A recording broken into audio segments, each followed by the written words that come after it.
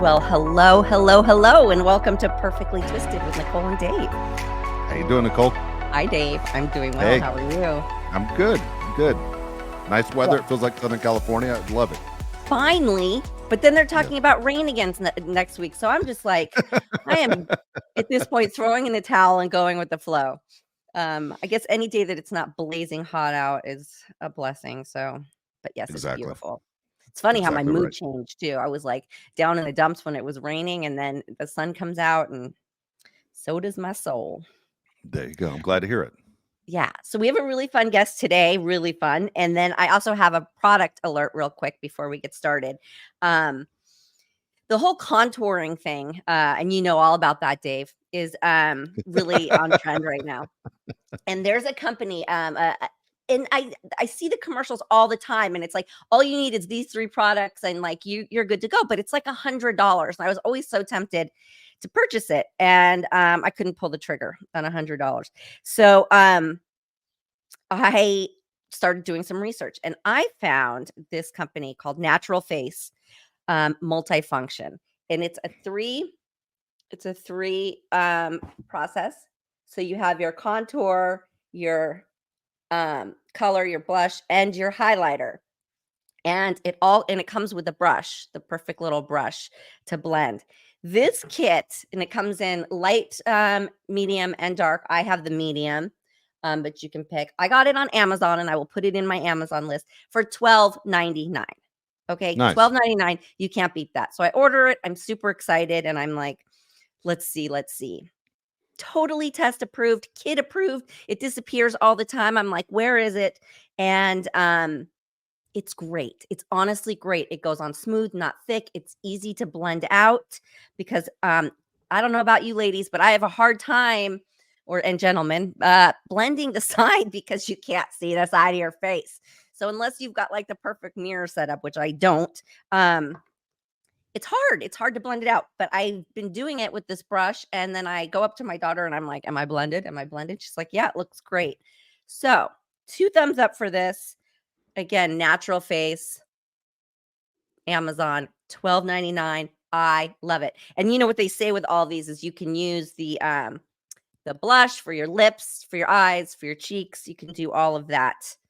And I just love it. I think it's a great everyday product, and I highly recommend it. There you go. Yes. So we have a fantastic guest. She is legend. We all grew up as she grew up. We watched her grow up on one of the best shows on TV. She was president of SAG for a number of years. She has an amazing website and app, which I hope she talks about with as Modern Prairie, which is so cool, so eco-friendly, and I almost want to say it's almost conservative too. And I was sitting there thinking, oh, this must be like, women who dress conservatively. This must be their dream. And then I was like, wait a minute, do they have the internet? It's like, do they have the internet? Anyways, I highly recommend you check out that website and that app. I was on it all morning. So let me introduce Miss Melissa Gilbert. Hi. Hey. Hi. How are you? I'm good. How are you today? Today's a good day. Today I am in a good mood. Well, that's good. I'm glad I don't get cranky Nicole. Yeah. No, cranky Nicole is not cute. Neither is cranky Melissa. Yeah. Not good. Well, I mean, you got to have bad days to have good days, right? Exactly. So tell me about Modern Prairie, because it's so cool. I'm big on eco-friendly stuff, so I was sitting there going, "Well, wait a minute," and I just kept going. How did you come up with the concept? Because it's so on brand. It's like it's like a niche market. Like this is not an oversaturated market, so I found it genius. Oh, bless your heart. Thank you so much. You know what? I'm having the best time. My partner, Nicole Hazy, is a genius, and she comes from, this is her world. She started tabletop for Williams-Sonoma. I mean, she's like major. And so when we started talking about what this brand was going to be, it of course, we're business women. There's a retail component. not there just because it's pretty and fun. We are smart business women. But there's an element to it with the app and the community and our events that adds an emotionality and connectedness. And it really is, it's all of our makers are women. All of our products are made by women, all of our, or families. All of our products are we try to be as eco-friendly as we can, especially with our clothing. We with our leftover fabrics, we make patchwork things. We're constantly reusing, and recycling. But what we've provided is this, and has grown without, we sort of built it and they came, to quote sort of a line from one of my husband's movies.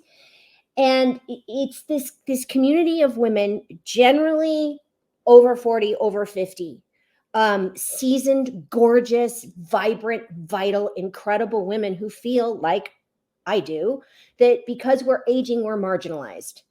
And we're either like the crazy old lady who lives across the street, stay away from her, or she's just don't even pay attention to her. She's just a, doddering old fool.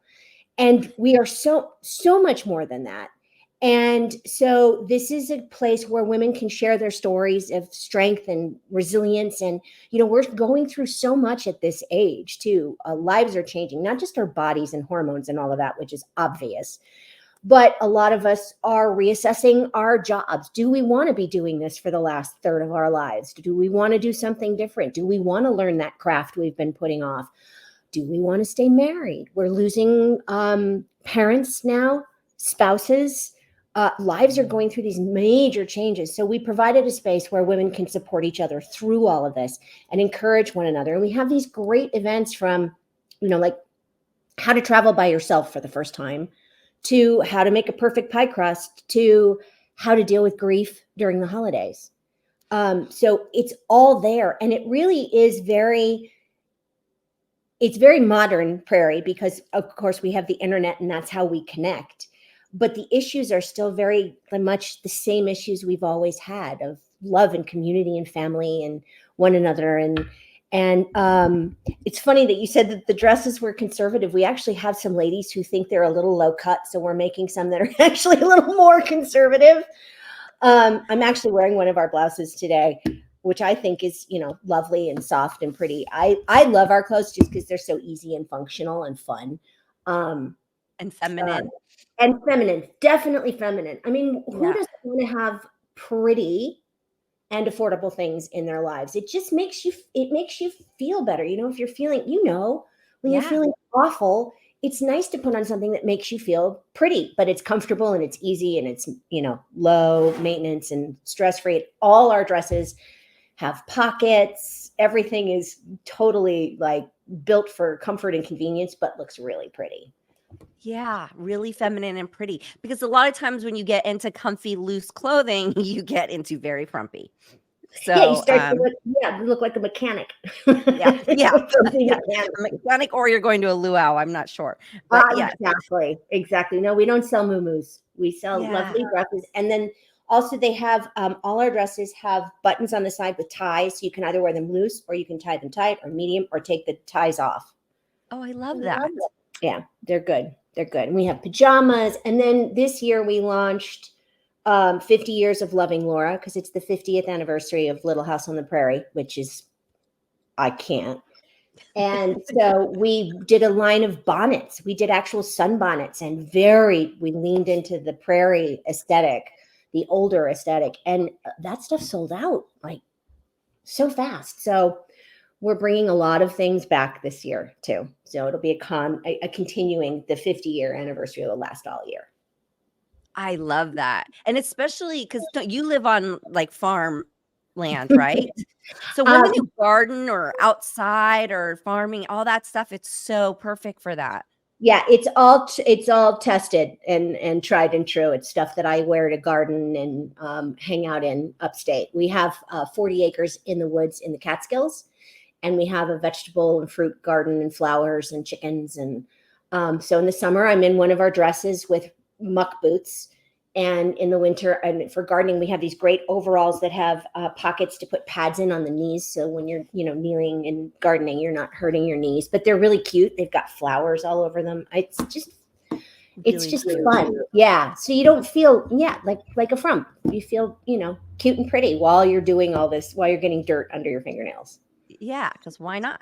Why not? Why not? So if you haven't checked out the website, you have an app too, correct? Yeah, the Modern Prairie app. Although we can't legally really discriminate, but it is an app for women only. So there is a community of women there, or people who identify as women. I should make that very clear. And when is there anything live, or you go on and like you can post? Is the conversation like text?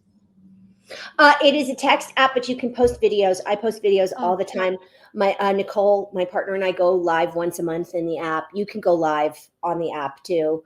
That's so fun. It's really great. And the women are very open. I mean, they're sharing, we've had a couple of people. There's one woman on the app right now whose husband's going through a medical crisis, and the entire community is just closed in around her to lift her up. And a lot of the women, I'm watching these exchanges. Women on the app are nurses and are advising her about her husband's care. And you don't get that on Twitter or whatever the thing is called now, X. No, you sure don't. No, you don't. You certainly don't. No. You get a whole bunch of nice comments and then one that just brings you right back down. It's so horrible out there. That's why we wanted to create this safe space where women can gather and share without fear of, trolls saying horrible things about them. We need so much more of that. Mm-hmm. Yes, we do. There can never be enough of that because there just can't. Thank God things like this are a thing now finally, but we need more. So yeah, I just feel like the world's getting mean. People are just really mean. It really is. These people that are like on their keyboards, they really need to get outside, and go for a walk and like get some fresh air. Right. 9 times out of 10, they would never say what they type to your face. No, but these thoughts are going through their brain, right? So even though they don't have enough guts to say it in person, these people are thinking these thoughts, and it's like that's only damaging themselves. And listen, go ahead. No, I was just going to say, because I've gotten to a point now where they don't bother me, but I worry about them when they say these harmful, hurtful things. I worry more about their mental health and their physical health and everything else that thinking bad thoughts creates. So, my therapist used to say, I used to, I would say, God, I just had the most horrible thoughts and I feel so bad. And she used to say to me all the time, it's okay. Everybody has a murderer in them. You just don't listen to it. Right. It's true. Listen to it. Yeah. Or you acknowledge it and then you say goodbye to it, That's a dumb idea. I don't think I'll be using that one. I think, that one will put me behind bars. Yeah, no, that won't work for my kids or my grandkids. So no. This is not going to be fun. Yes. I even do that with like negative thoughts. I'll go to a dark place sometimes. And then I'm like, okay, I think it's normal to go to a dark place, but you have to stop that, and like turn it around. People have to really work on their inner dialogue rather than taking it out on other people. Well, as you know, too, it makes a world of difference in your physical well-being when your body's going through something. Yes, it does. It really does. And even when you're not going through something, right? I feel like it can create diagnosis. Like I feel like oh boy. I feel like holding on to stuff, not dealing with trauma, having negative thoughts or bad thoughts all the time and never like parenting yourself and comforting yourself. I think all of this contributes along with bad nutrition and everything else, but and environmental issues. But if we could all start there, I feel like a lot of us would be a lot more healthy. I agree. I can't tell you how many times over the years before I learned how to have a voice, I would stuff feelings and trauma and emotions and all that. And I inevitably ended up with having to have a cyst removed from an ovary or my appendix bursting or some horrendous, I would go. And I wouldn't get a cold. I would get pneumonia. And it was my body's way of going, oh, this stuff is in here. You have to let it out. You have to. And I finally found my voice and found a way to let a lot of it out. And a much more physically healthy person because of it. I'm a big believer in that. And yeah, it's funny because the medical world hasn't quite caught up with that either. And I wait for that day. I can't wait. And I don't want to say all medical people, but a lot of our general, doctors are just not. They're still not showing patients to connect the dots between nutrition, mental health, and physical health. Oh, So yeah. And Well, only I I can mean, say that because I'm working with so many doctors right now, and it's like it's still this thing of like, what should I eat? Oh, just eat whatever. Just you're fine. It's like yeah, no. no, our entire system is that the medical system in this country is built on sickness, not wellness. And it's a self-fulfilling or self-eating machine, actually, or self-fulfilling prophecy. We just keep making sick people so that we can keep funding the system that has been put in place. 100%. Yeah. 100%. But the problem is that now they've created so many sick people, there's not enough room. So now you're on hold and you're in waiting rooms and you're Right. waiting for treatments, and it's just so oversaturated that it's gone too far. Yeah, I know. We're walking through this a little bit with my mom's been having minor health issues. She's going to be 88 years old, but health issues, and she's had to have a couple little procedures because of it. And the impersonal treatment of, this almost 88-year-old woman who's really nervous and scared, and they take her away from us. And my sister and I are like, wait, but we need to be there to talk you through. You can't start an IV on her like a normal person. You need the ultrasound. And they just, nope, no one can go back. No one can go back. No one can go back. And, they come and get us 45 minutes later, and her mother's got black and blue marks all over her arms because they couldn't start the IV. It's so simple and tiny, but anyway, it's very frustrating. It is. And this is why there are people who will pay for concierge doctors and have private, if you can afford it, great. But if you can't, you're in the system. Yeah. You're just another number, another statistic. I know. I mean, for my own treatment, I was feeling like I was in that process, and I finally was like, wait, and I was supposed to start a treatment on Monday, and it was like a Wednesday. And I just was like, who's the top at the hospital near me? And I just went in there in that office, and I just was like, you have to know me. You have to get to know me. And before I knew it, he had all three heads in the room, and who couldn't be in the room or on the phone. And I was like, okay, this is where I need to be. And I canceled the other treatment. But I just had something in me that was like, no, this isn't good enough. But I've got, a set of balls on me, whereas other people, it's also overwhelming that it's hard to self-advocate, right? It's hard to be all of these things. Yeah. So for me, it took my energy to just walk in there and go, listen to me. And not all people can do that. And it's just frightening. No. Well, because we're taught to have this sort of undue respect for people in the medical field because they're supposed to know so much more than we do. It's so, I mean, when in fact we should know more about our own bodies than they do, and they actually work for us and Right. with us, and it is perfectly within our rights to advocate for our own health and well-being. And I've been known to call meetings. I just say to whatever I'm going through at that moment, the group of doctors that I'm working with, okay guys, we're all going to lunch. I'm making a reservation. I want everyone to talk with everyone. I'll pay you for your time. But this is what is going to happen. I did this with my kids too when they were going through. My youngest one was severely premature and had some learning glitches because of that. And so he had a whole team, speech language pathologist, occupational therapist, teachers, and principal. And I got them all together once a month and said, I'll even pay you for the hour, but you guys have to be coordinated. It's funny how we can just advocate like that for our kids, though, huh? That's a whole whole other thing. I mean, that's just mama bear stuff.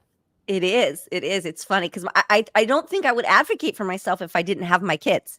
If I didn't learn to like speak up for them and be so protective over them, I don't know that I ever would have been that for myself, because I wasn't when I was younger. I was the most timid, insecure, shy, self-loathing person. And I just, I would have never been able, I was like that person who stood in line, and if you just cut in front of me, I was not going to say a thing, Well, and also, Nicole, you were a kid actor. We have a tendency to just be yes people all the time, because that's what we're taught to do, because we don't make trouble. We just do our job and say right. yes, no matter what they ask us to do. And I have a feeling that's changing a little bit now. I think so. Thank God. Thank God. That documentary series has definitely opened some eyes. I think it's really sort of, it feels like the kid actor version of the Me Too movement is brewing and starting, hopefully. I finally. love that. Yeah. I know, because Alyssa Milano and I were texting because we both watched it. Quiet on Set, for those of you who Quiet haven't on seen Set. Exactly. Me too. I mean, and it was chilling because we were around so many of those guys, and we knew all of them, and it just was like, and we were texting each other like, did that happen to you? Like, oh my God, we were around, we were in that, and it's just, and it really seems like a lot of the young boys were preyed on in our era, and the girls too, but the big thing was the boys, the young men, and I worked with Drake Bell before, and so it broke my heart to watch him sitting there telling his story. I just was like, if I had known, and that I could relate to him on that level, but everybody has to tell their story when they're ready. But oh my gosh, and then when you watch the stuff that they actually aired, and what they got away with on Nickelodeon and on the website, I mean, I was sitting there like, my oldest watched these shows. Yeah, my kids watched them too, and it didn't even like blow past me, that Amanda Bynes played a character whose last name was Taint. Yeah. On Nickelodeon. Not how did tainted food, as in, yeah. Like, who? Let's make a list of all the people who were not watching the show. They were approving the show and must not have been watching it. Let's give them the benefit of the doubt that they were just not paying attention. And my oldest, who grew up on these shows, called me and she's like, have you seen this? She's like, I'm sick to my stomach, because she grew up watching all this, and this was all going on and being put in her mind, and it just was super eye-opening. Yeah, it really was. I mean, we had, I'm a generation ahead of you. I'm the 70s TV kid, and there are a lot of us who suffered a great deal of trauma. I was lucky that I grew up on a set where that stuff was minimal. I mean, there was nothing nefarious going on, but there was stuff we were exposed to that we shouldn't have been. I mean, back in the 70s, the crews drank all day. There was a cooler for water and soda, a cooler for beer, and a cooler for popsicles when we were outside on the ranch. And that's just the nature of the beast. And we did do, like, in hindsight, we did some pretty dangerous things. I mean, my husband was watching an episode of Little House recently with a raccoon. And there's a scene where Melissa Sue Anderson and I are taking the raccoon to school on a rope. We have it tied around a full-grown raccoon. And they let the dog come running at us to scare the raccoon and then show that the raccoon and the dog are not going to get along. It was just us, and this raccoon was running up it's a raccoon. Yeah, it had dangerous. It bit the director, and it was running up our dresses. And my husband said, in what world do you send two children walking with the raccoon and then send the dog in to attack it? You can't do that now. And I said, you know what? You're right. It didn't even occur to me that was bad. Forget the fact that, I was married at 16 on television to a man who was in his 20s. Can't do that today. Can't do that today. And you know what? Popped in my mind as you're talking about the raccoon and the dog. But you know why that's not okay? Because of animal activists, not because of child actors. Not because anyone cared about the kids. It was the raccoon. The animals, right? I know that's true. Actually, yeah, PETA would go crazy over that before they realized that the raccoon was climbing up our legs. Yeah. I mean, this is how little people looked out for kids on set. That's hilarious and sad. It is. It really is. You guys just did a big Little House reunion, didn't you? I saw that. I thought it was so flipping cool. We did. It was incredible. It was incredible. There were about 19,000 people there, It was in Simi Valley where we shot. They geolocated where all the sets were on the ranch, and they put up actual size flats of everything and did a guided bus tour. And then they rebuilt 3 interiors in the convention center or whatever, or community center in Simi Valley. They had the little house, the Olson's Mercantile, and the school/church. It was so overwhelming. It was just 3 days of nonstop, people bursting into tears, and a lot of people wearing bonnets. And Modern Prairie had a tent there. We sold out on day 1 and had to pivot. We became a crafting tent, just a place for people to hang out. Yeah, it's remarkable. It's just the fact that those many people from 20 different continents or countries, and every continent in the world, there aren't 20 continents, but every continent in the world showed up. It's just unbelievable to me. A friend of mine said, you wouldn't see this for the Rockford Files. Right. Right. There are very few shows that do that. You were on one. I was on one. Did you get any like alone time? Because I know that other people are getting so emotional about it, but I figure like for you too, to like see that and the recreation of the sets and all of that probably brings back so much more than it does for the viewer. For Yeah, you, well, did you get any alone time? Yes, although the 3 lead actors, Karen Grassley, who played Ma, Allison Arngrim, who played Nellie, and I went in a day early to do Good Morning America, and they actually filmed us seeing the sets for the first time. So we weren't alone, but we weren't in a crowd. Yeah, because I figure you have to process that for It takes yourself a second. before you It really can, like, does. And all the cases of memorabilia and script notes and gifts that Michael had given to the crew, and pictures of Michael Landon and Victor French and Kevin Hagen, everyone who's passed away that was a part of the cast and crew. It was a really emotional 3 days for me. And the rest of a lot of the Prairie cast are doing numerous of these across the country the rest of the year. Not only am I not available, I don't have the emotional bandwidth for another weekend like that. It's a lot. My granddaughter came, and my kids came, and my brother was there, and we hadn't seen each other in decades.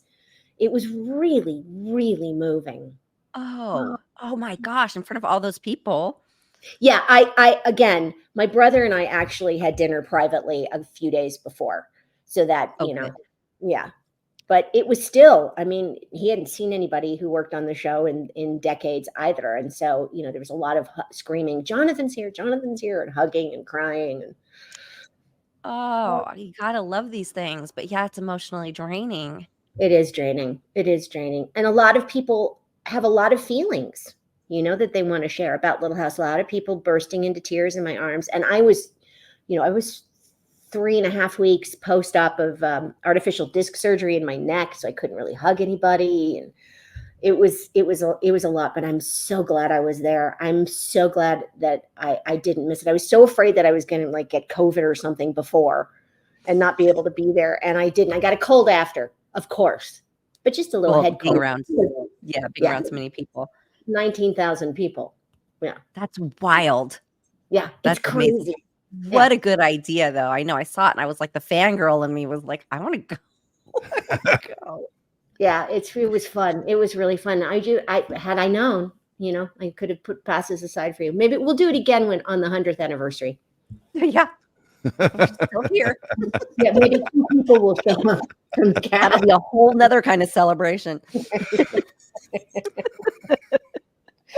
Oh my God, I love it. Melissa, I'm just curious, is how many people come to you every day and say that you're such a big part of their childhood? I mean, I'll tell you, I had an older sister, 4 years older. She had no desire to have a younger brother, but we watched this show together. This is like the one thing we had in common, that we could sit and not fight over the TV. How many times do people say you don't understand what a big part of my childhood you were? All the time. All the time. Especially of late, just because I'm sort of out there a bit more because of Modern Prairie. So I've been doing a lot more publicity and talk shows and interviews and stuff like that. I kind of was hanging back after my last book and not really doing a ton. So it's back in the ethos again. It really, really for me, the thing that blew my mind, forget the fact that it's been on the air for 50 years and we went into syndication while we were shooting, so it's never been off the air. During COVID, it had a massive resurgence. And that's when I realized, of course it did. This is everybody's comfort food. And they know these stories. They know what we're telling. And yeah, we did do some very soft, sweet episodes of things, but we also did we were telling the stories of America at that time, dealing with women's rights, Native American rights, chauvinism, racism, anti-Semitism, drug addiction, alcoholism. I mean, it was rape. It was all right there. It's just that people didn't really, it wasn't done exploitively. So it didn't register, it didn't hit as hard as other shows do. Well, we did an episode in the first season with Richard Mulligan playing a Civil War veteran who came home from the war addicted to morphine, which was a direct parallel to the Vietnam vets who were coming home addicted to heroin. That was the story we told. But it was told, with bonnets and wagons instead. And it was scary. It was a scary episode, but people don't really, when they see Little House on the Prairie, they go, oh, it's such a sweet show. Yeah. When you're not, smoking morphine and dying. Well, I guess because the news is so harsh that it's sort of like we're kind of numb to those topics.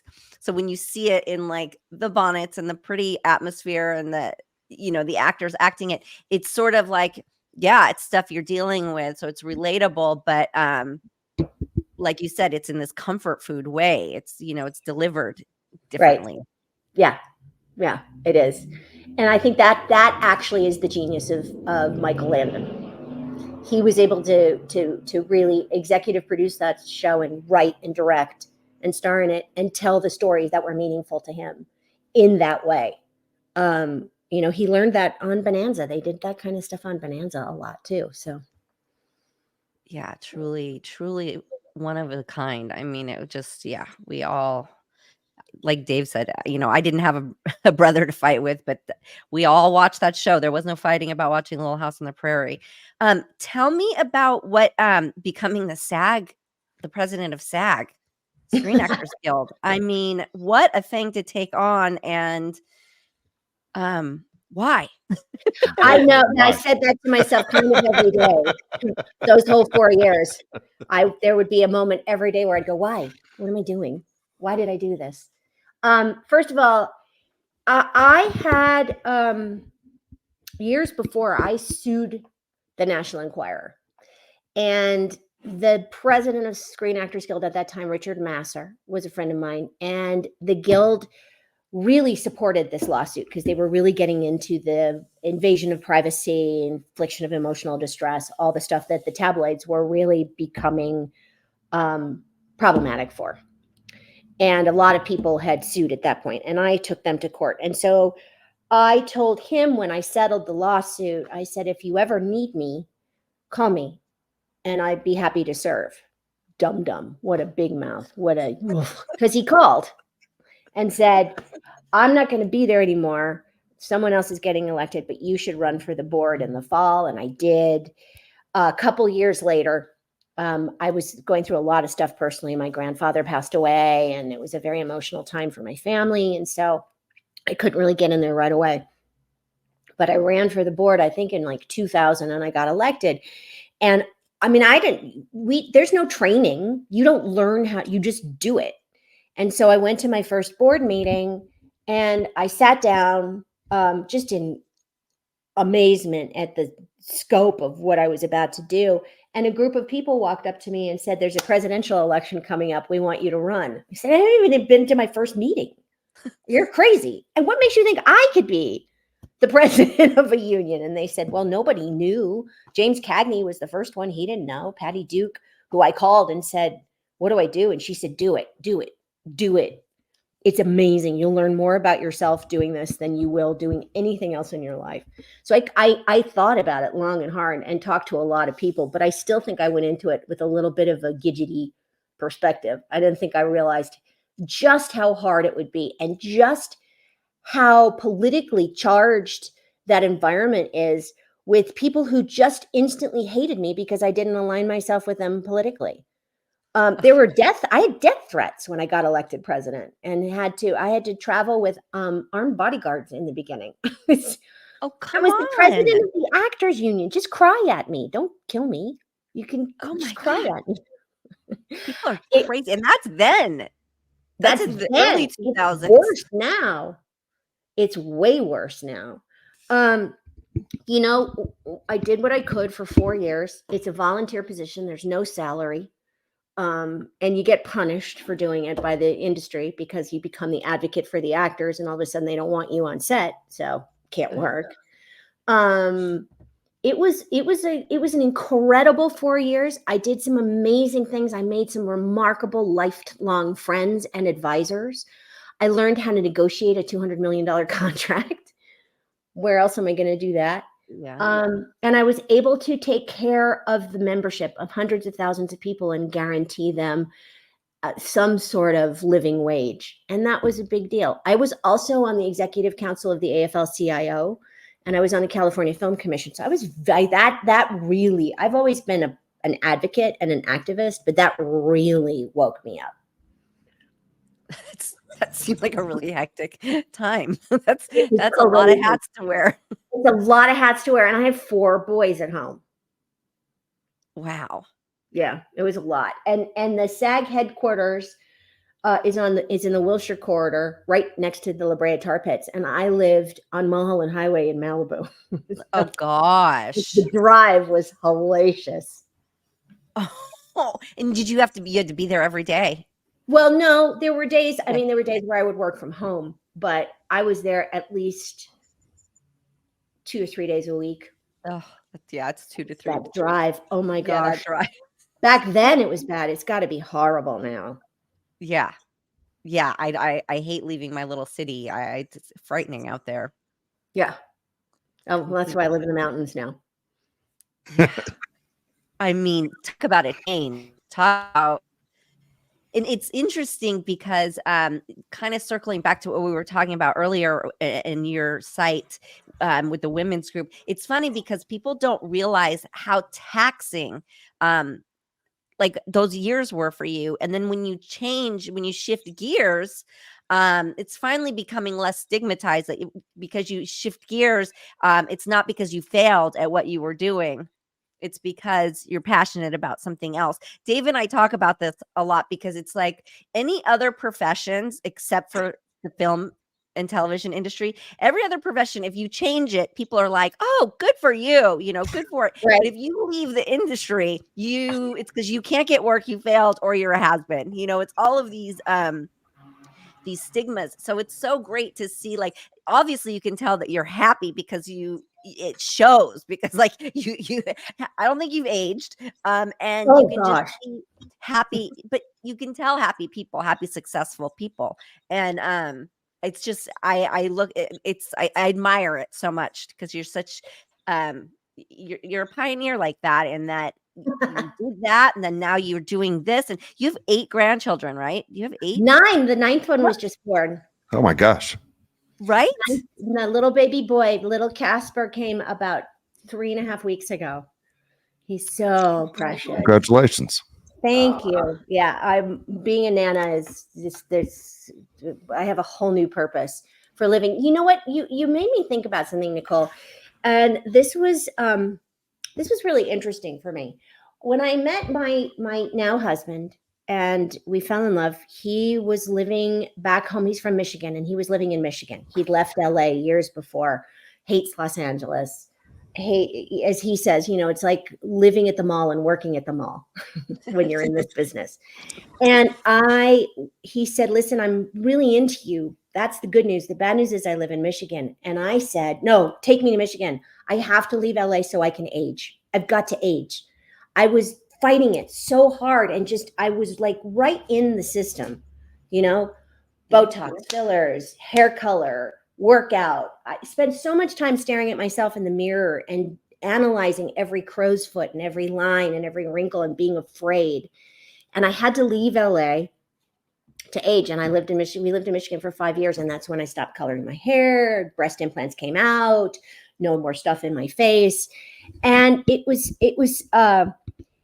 that in and of itself was fascinating enough. And then moving to New York and restarting my theater career again, which is so fulfilling and massively satisfying. Every article after that time and every interview, people say she left Hollywood. I didn't. I just moved out of LA. I didn't leave the business.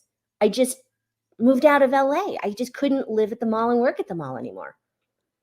I'm still here. I'm still acting. Yeah. It's weird. It's weird. They put you in this box. You have to stay in this box. Otherwise you're They don't know what to do with anymore. you. They don't know what to do with you. They don't know what to do with us. And there are a lot of really strong, brave, incredible women aging ahead of me in this business too, who are saying like Helen Mirren and Meryl Streep and Sally Field. The list goes on and on and on and on. They are forces to be reckoned with, and they are the generation ahead of me. So here comes me, and I'm going to keep punching and kicking and fighting for you. Love that. And you are like the ideal of like a woman can do it all, and it doesn't have to all be done at the same time. It can all be done in phases. You're never quitting anything. You're fully successful at just all these different things. And it's just, it's inspiring. It's inspiring for me, if I do anything else except acting, I just get hit with it. Aging, the ageism, the she aged out, the has been, the this, the that, and so it's so great to see, the people that we looked up to and that we watched stand up and be like, wait a minute, wait a minute. So you're really laying that groundwork and you're not that far ahead of me. I'm right on your tail. It's just great. It's great to not be alone in it. Is a better way of saying it. Again, that's why we created Modern Prairie, but also it goes beyond that. I mean, we really have to consider ourselves as a community of humans that live together. We're so separatist, so many of us in so many different ways, and it just doesn't serve us in the long run. I mean, we're going to separate ourselves right off the planet if we're not careful. Nothing is more true. And women particularly, because men have always had a way of making things work, whether they saw eye to eye or not. I don't know, men, whatever. But women somehow were like really pitted against each other for so long, and I felt like women, I can only speak for myself, but felt so insecure for so many reasons because of all the stigmas and everything else like that. I think insecurity leads to, cutting off and, not reaching out to other women and things like that. So it's so wonderful to see in this lifetime of it, all those walls coming down and all these changes being made, because having, our younger girls, it's like they're growing up so differently than we did. Mm-hmm. They really are, the way they encourage each other. And I just, you have this online thing with it, it's terrible, I guess. My girls are not growing up like that. I see my girls really loving other women and looking at other women and admiring them and taking like good from it. And so it just, I don't know, it makes my heart really full. I think one of the things we have to do too is to stop trying to be perfect all the time. What's wrong with being imperfectly perfect? I actually, when I knit something, I knit in a mistake intentionally because I want it to be imperfectly perfect because it's coming from me. Well, so that's there's right. always one stitch that's off somewhere. I love that. But I do it for me because I don't want to I spent so much of my life being perfect. I don't want to do that anymore. And you can't be. It's not a thing, right? Like perfect. No, it doesn't if something was perfect, it's like a robot or boring or, the interesting things is quirks. Quirks are what make things interesting, right? The ups and the downs, the bumps, the craters, all of these things that happen that cause the not so pretty is what makes it interesting. Yep. 100%. 100%. I also heard another quote or read a quote the other day, and I'm going to get it wrong. and I think it was Albert Einstein, who said, "I never fail. I either succeed or I learn." Yeah. This is such good life advice. Mhm. I know. It's funny because we've come so far in that way. And then I was watching on the news today that there's an AI beauty pageant coming out. I And saw that this morning too. I don't understand it. It doesn't make sense to me. what are we doing? Where are we going with this? And they're making so much money and they're profiting off of this. And you're just like, I don't know. But I guess on the other side of that coin, at least it's like fake fake women. It's not putting real young girls through it again. But I have to tell you, the most heinous program I ever watched was The Swan. Do you remember that game yes. reality show where they would take a woman and completely plastic surgery her entire being? Yeah. And I do. I, Yes. To make her more appealing. what Yes. were we doing? Who, what? I know. It's true. It's true. It's true. It's true. And like, we can talk about it, but like, I fell into the breast implant thing. It sounds like you did too. And so it's like we all kind of went there at some point, but it's such a regret for me at least. I'm so happy to see the young girls like really embracing different body types and and being happy with their natural bodies. And on the other side of that coin, you see all these girls walking in from behind. They all look like the Kardashians, and you turn around, you're like, wait, is that a Kardashian? And all these women look the same. And you're like, oh my God. But I think that generation is a little bit older. And I think these younger kids are just not having that anymore. And I would hope not, for the sakes of my granddaughters. I would love to see them not have to grow up with that. And one of the problems is, it's a little endemic too. I mean, we have these examples of people like the Kardashians, and that's sort of the beauty template. But then if you ever do any cross-country driving, it's fascinating to me because we do it a ton because we're always I feel like we're in the military. We're always moving to some strange city for months at a time. And so we're always hitching up the wagons and driving cross country. If you drive cross country, what you will see is the billboards: fast food, plastic surgery church, fast food, plastic surgery, fast food, plastic surgery church. What are we telling people? Eat what you want, go get it lipoed out, then go to church and pray. And then eat some more and have it lifted. And then, I don't, it's mind boggling. This is America. it is. This is America. But it seems like LA in particular really falls into actually doing it. It's like I don't think I've gone to other cities and I don't Have you quite been to see Dallas? the same thing. Yeah, all the women here Dallas kinda look the same. Dallas is catching Dallas, up. okay. Dallas and Atlanta are following in a close second to LA as far as like that weird, puffy, overfilled cheek, tiny nose, big lip look goes.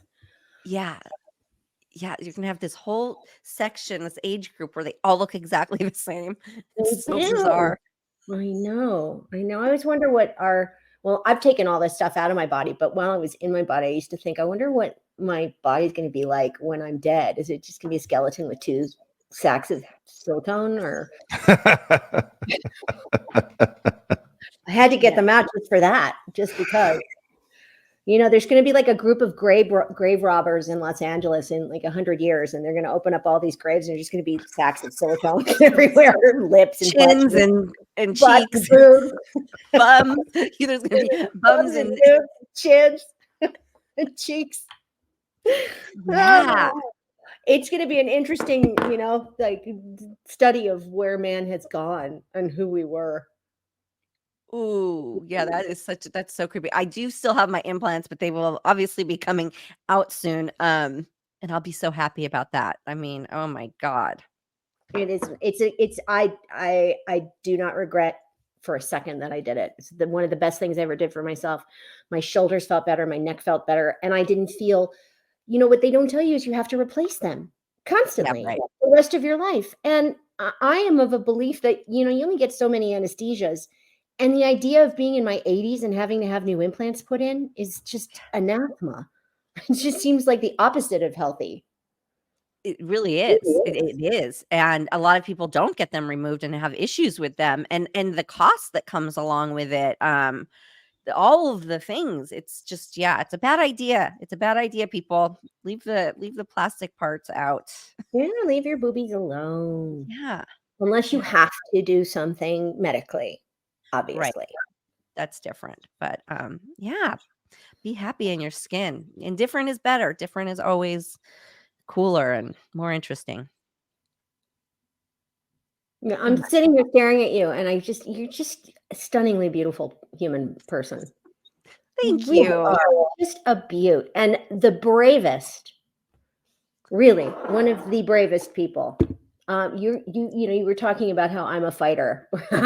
Takes one to know one for sure. Well, it's because you see other people doing it, and then you know it's okay to do it, to be it. It takes a village of people to. You can't just do it by yourself. Otherwise, you're just this lone soldier. Yeah, and you've stood up for what you believed and what you know to be true, regardless of everybody throwing bombs at you and saying, it's not, particularly certain individuals who shall remain nameless because I don't even want to give them a moment. Yeah. And the courage of your conviction to stand up and say, no, this is the truth. This is my truth. This is what happened, and you cannot take that away from me. Is huge and a wonderful gift to your daughters. Yes, and a wonderful gift to myself because I didn't realize, like, holding on to that.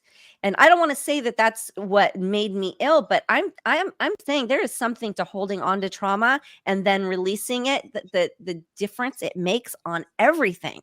The way Yeah. you see things, the way you think things, the way you process, the way everything goes. When you finally really let go of things, it's miraculous. And I worry about people who take things like to the grave, because at the end of the day, you're only hurting yourself. You really 100%. only, yeah. 100%.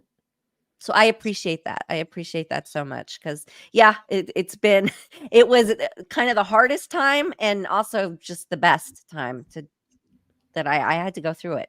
Yes, you I had did, and it is an incredibly impactful thing that you did, and it impacted me too. So know that. Thank you. Thank you. Thank you. Well, you were so wonderful. Oh, God love you. You're so sweet. On a happy note, actually, my godmother was a writer on Charles in Charge. Oh, is that Mitzi, right? Mitzi McCall Oh, yeah. Brill. Oh, I didn't know that's your godmother. Oh, Yeah, wow. Oh, I love her. She's such a character. Oh, I she's know. amazing.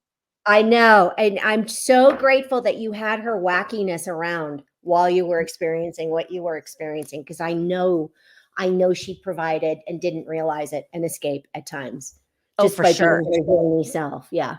Comic relief and just, changing the tone when she's on set. And Yep. yes, all of this. And your sister too, Sarah, um, really helped me out and gave me a platform, and Alexander and I, to speak about what we experienced on set. And that was amazing because a lot of people were still scared of, letting us talk and telling our story. But she was so supportive. So Good. Yeah. Well, we yeah. have a tendency to stick together. We former kid actors.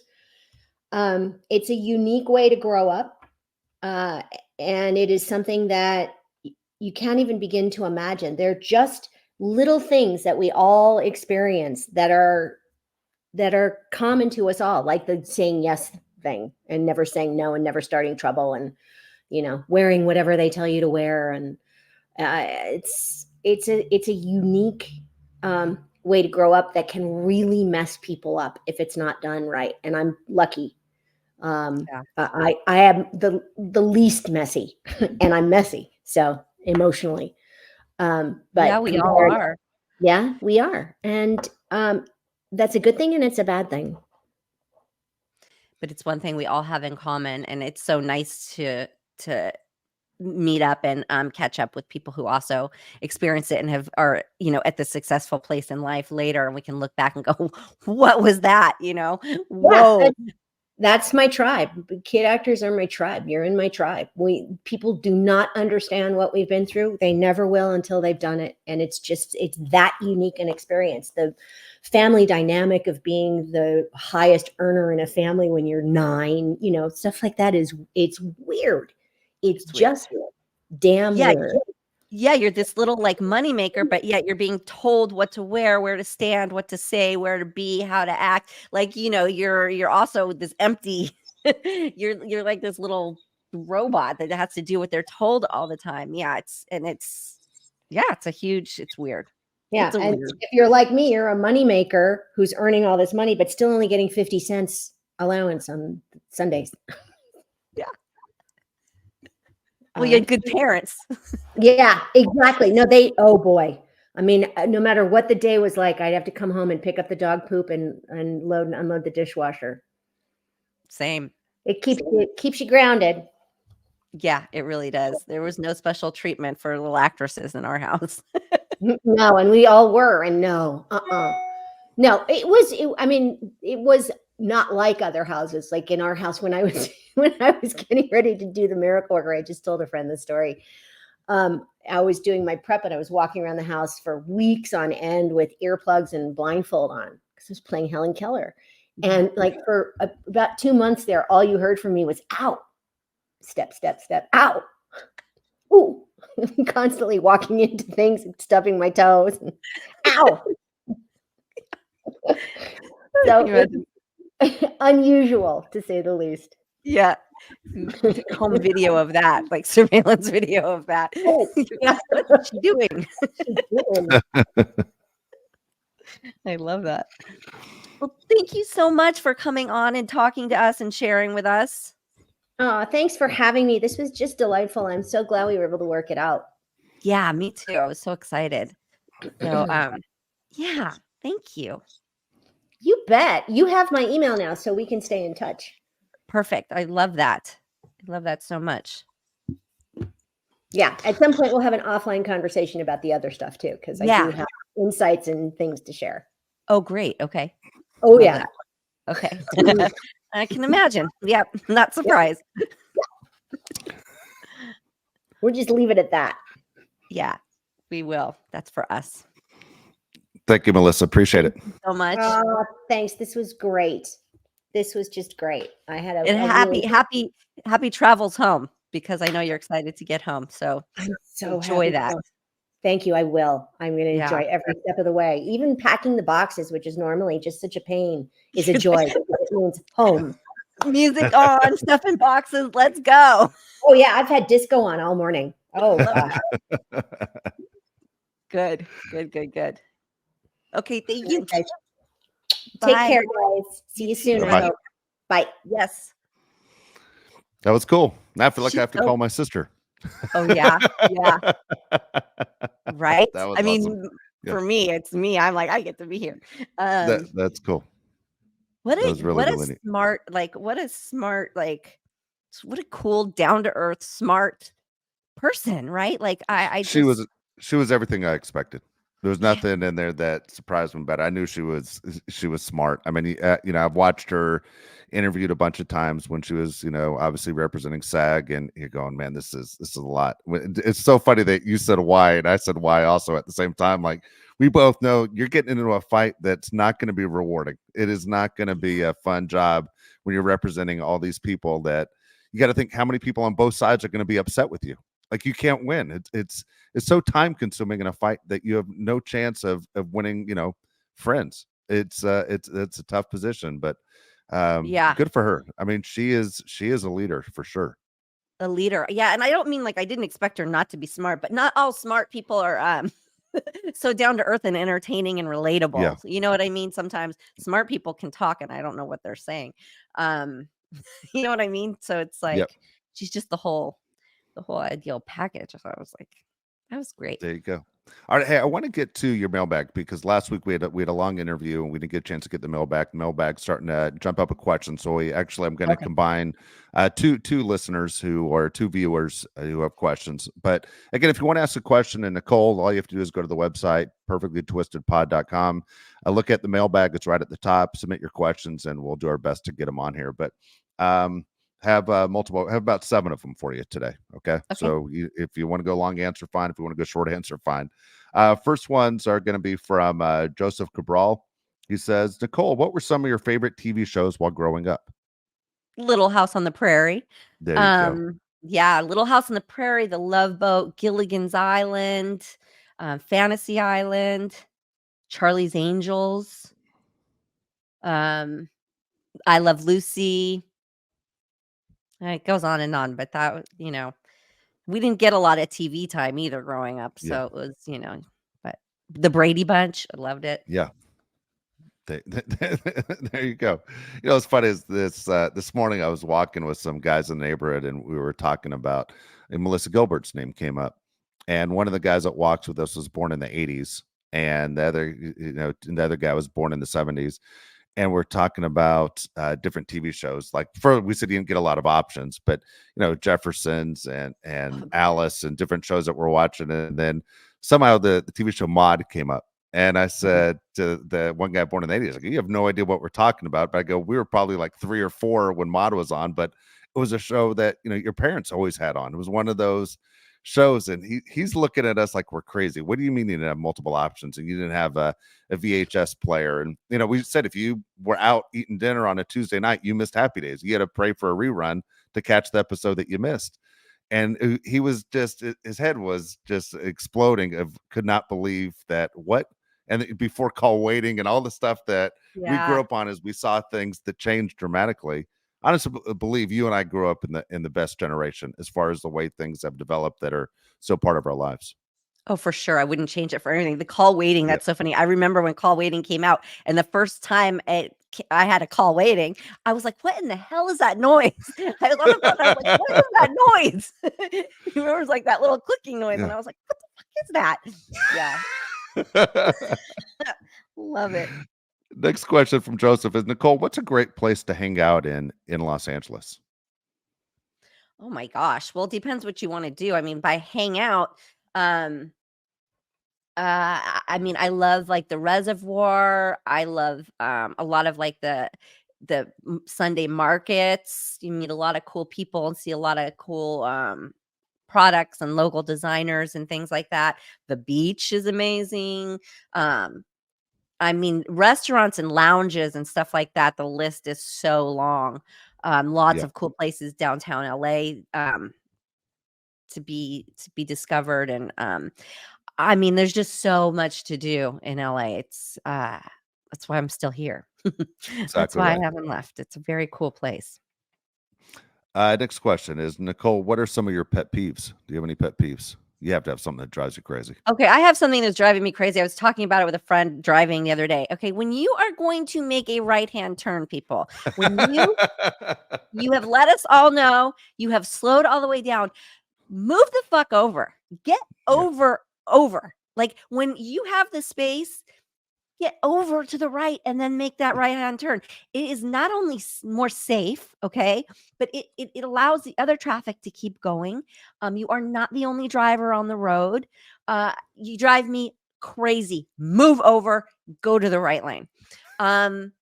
Same with the left, but left is, you don't see it as much. But the right-hand turns. People who lay on their horn. Oh my God, I can't stand you. I can't stand you. I can't. People who don't put their shopping carts back. You're a loser. I could go on and on and on, but those are my pet peeves of the moment. Good. Those are good enough. I always find something every day, I think, that starts to bother me. But I'm with every single one of them you just said.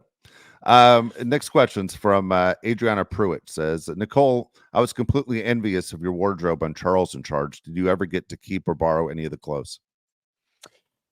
You know what's so funny is that we were like making trends and we were trend setting, and I didn't want to wear any of those clothes in my personal life. I wore a lot of like all black I wore, like leather jackets and ripped jeans and boots and stuff like that, which was not it was not Jamie's style.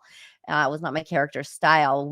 I like had this I lived vicariously through it because I would go to Esprit and I would go and see like what was coming out and I knew what I wanted for that character. Um so I was happy to wear it for the show. And, I think I made scrunchy socks a trend. Like nobody was doing that. But I mean, I took that to the next level. So it was really fun for the show, but then I left it there. So no. Okay. Nicole, what foods do you despise? I think things like hot dogs and yellow mustard, mayonnaise. Mm, a lot of just really like unhealthy, readily available food that everybody Yeah. seems to be ingesting that I just in being European, like we didn't have yellow mustard. Like yellow mustard was not in my household. I always knew of just mustard being brown, and most of the time having seeds in it and coming out of a metal tube. Because Germans were big on mustard. But so there's so many like American things. I don't like ice. Um, You don't like ice? no, no. I don't Wow. get it. I don't. I don't get Wow. it. I get it if I'm using a straw sometimes, but if that ice touches my teeth, yeah.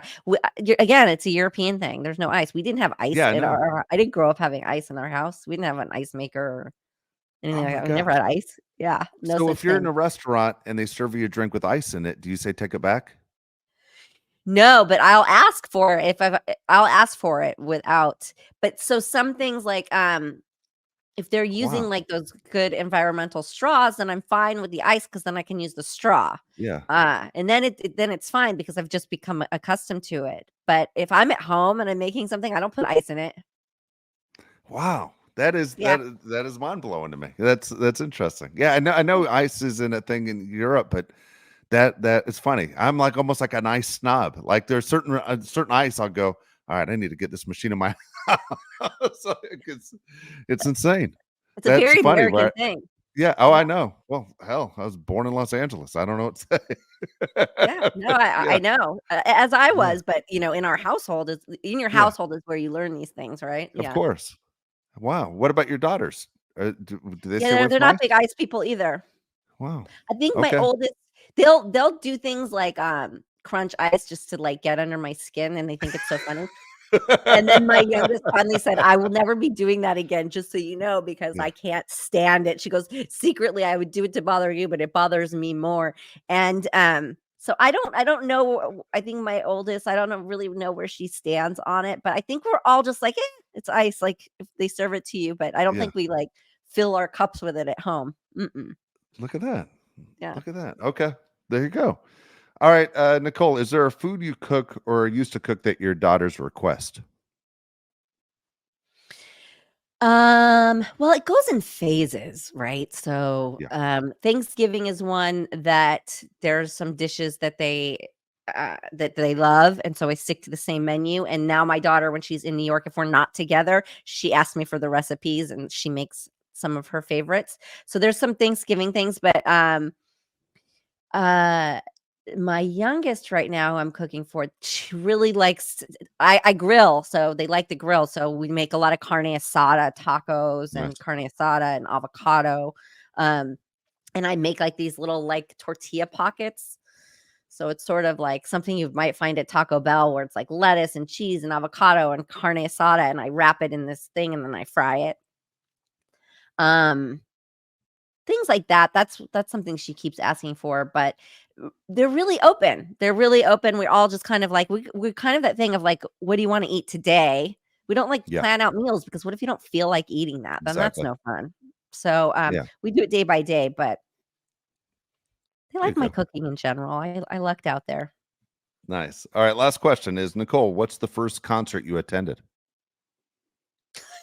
Okay, the first concert I ever attended is because my mother dragged me there. My mom and her best friend at the time, um, drug me and her daughter, my friend Heather Haas, who I'm still friends with. Um, to Rod Stewart at the Forum in LA. And I swear to God, it's also the first time I ever got a contact high. Ah, And they let us dress up. We were in like when spandex pants were in, those like high-waisted spandex pants with the pockets. And I don't know, there was a store on Melrose that made them specifically. And her and I went and got our spandex pants for the concert. And but for me on my own, from my own choosing, I believe it was Depeche Mode. oh, that's cool. Yeah. Yeah, both of them. Yeah, that's pretty cool. Yes. Not bad. Not bad. Yes. There you go. All right, well, So there you go. also, Appreciate the questions. Yeah. yeah, I love the questions. They get me, they always get me thinking and reminiscing, and that's always fun. Also, I wanted to say I'll put this on my Amazon store for the contour kit that you can get on Amazon. I'll put it in my store too for easy accessibility. Perfect. And don't forget, please click the thumbs up, the like button, and subscribe if you haven't done that already. But appreciate everybody that, of course, checks in every single week. Yes, we love you. We love you, love you, love you. And thank you for letting us be here and tuning into us. And we will see you next week.